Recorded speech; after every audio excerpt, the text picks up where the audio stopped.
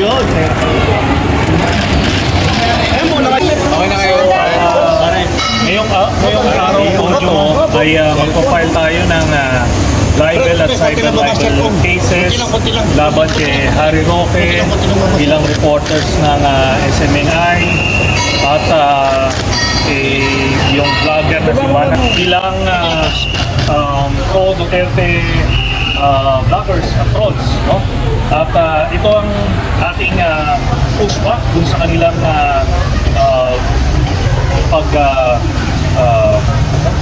pag-disseminate ng false information at fake news laban na sa akin.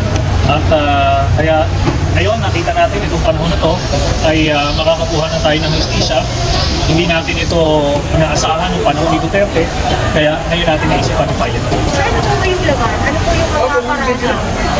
Ang paratang ng karamihan ay dahil binenta ko na yung Scarborough. No? Ulit-ulit ito sinasabi kahit na ilang paliwanag na ang ginawa ko, kaya ngayon kakasok na sila. So, anong mga particular like responsibilities? Libel at cyber libel charges. Libel at cyber libel charges. Tinatansya niyo raw ba, sir? Pinapatsa po ba natin, sir, para makatulong tayo sa mga constituents natin sa Caloocan o talagang may intention na po tayo? Kasi diba yung brother po ay tumakbo rin.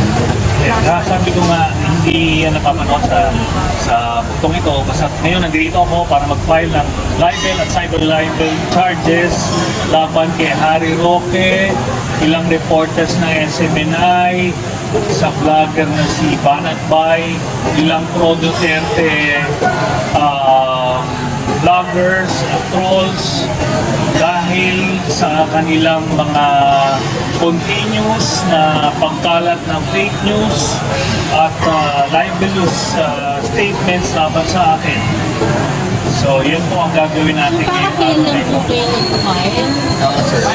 Kaso, since malapit na po ang election, kailan lang po kayo nag-file? Kasi nung last na binitawan nila itong mga statement na to, I think a month ago. So doon, nag-gather na kami ng ebidensya at ipafile ito. Senator, Yun lang po. Yes. Sabi nila, bakit ni Jonathan Morales daw, who appeared in the Senate, be involved in black at BBM. Nakakonect niyo ba yun? Anong pagkakakilala niyo po dito sa Jonathan Morales? Hindi sa kanya in particular, but ang nakuha namin impormasyon ay yung hearing na ginagawa ni Bato de la Rosa sa Senado ay parte ng communications plan in connection with the ousted plot laban kay President Marcos. Pero ano po ang papel ni Jonathan Morales doon sa... Palagay ko kasama na yan, ano, kasi siya yung pinakang bida dito sa hearing ni Bato Wala namang kasaysay-saysay yung hearing na yan. Issue ng isang vlogger ng Maka Duterte na binigyan niya ng platform, no? Sa Senado, nilagay niya sa mainstream media at pangatlong hearing na ngayon, pero alam mong pilit na pilit Talagang part lang ng agitation phase ito. Nang sa gano'n, naghihikayat sila na magalit yung taong bayan at gano'n din, mahikayat nila yung mga active members ng Sandatahang Lakas para sa kanilang ousted plot. Gano'n po yung naagit natin. Maliban po sa siya ay dating PIDEA agent, are there other info na meron kayo tungkol sa kanila? Meron tayong mga dating kasama na nasa PIDEA.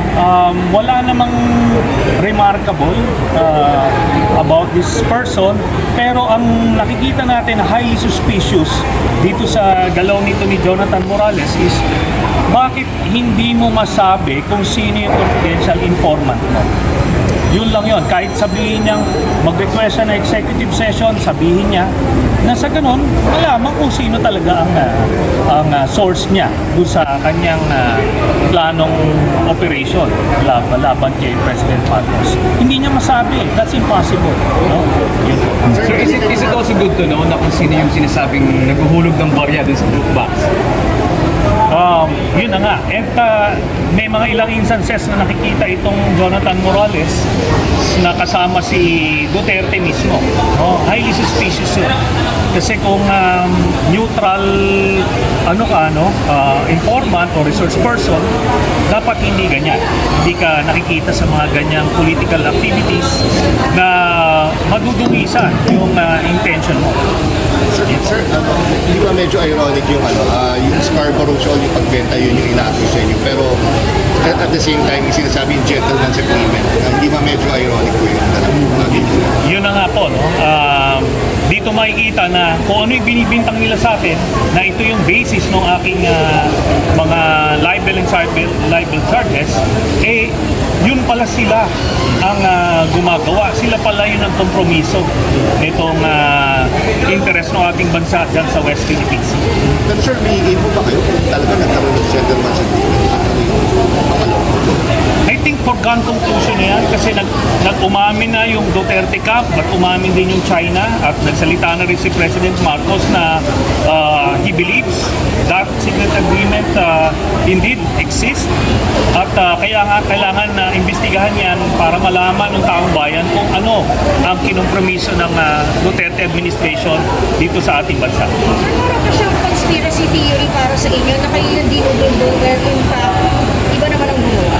Yun na nga. Kaya kung na nga sila kakasuhan ngayon kasi nung naiipit sila dito sa secret agreement na to, sa kanila ulit binabalik sa akin. Okay, ilang taong ko pinapaliwanag yan, pero enough is enough. Kailangan harapin nila itong kaso na to. Yun lang po. Thank you. Thank you. Thank you. Thank you.